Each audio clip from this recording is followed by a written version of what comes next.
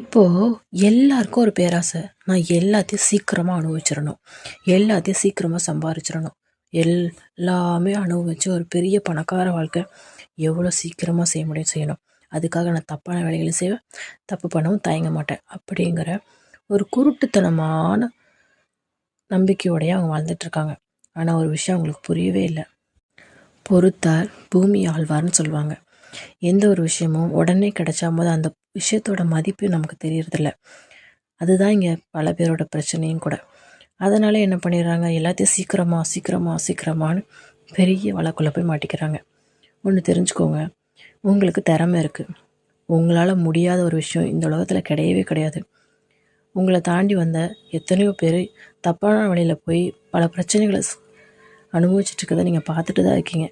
ஆனாலும் நானும் அவனை மாதிரியே ஜெயிக்கணுங்கிறத யோசிக்கிறீங்களே தவிர உங்கள் திறமை மேலேயோ இல்லை விதின்னு ஒன்று சொல்லுவாங்களே, உங்கள் மேலேயும் ஒரு விதி எழுதிட்டு தானே இருக்கும்.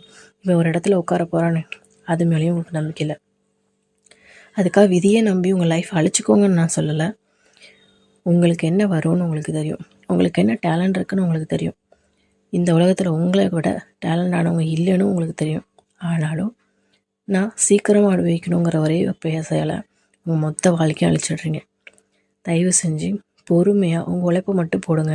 ஒரு நாள் இந்த வாழ்க்கையோட ராஜா நீங்கள் தான். உங்களுக்கு கண்டிப்பாக இது புரிஞ்சிருக்கும். தயவு செஞ்சு எதுக்கும் அவசரப்படாதீங்க. அவசரப்பட்டு தப்பான வழியில் போய் உங்கள் லைஃப் மொத்தத்தையும் அழிச்சிக்காதீங்க. இதனால் அழிய போகிறது உங்கள் வாழ்க்கை மட்டும் இல்லை,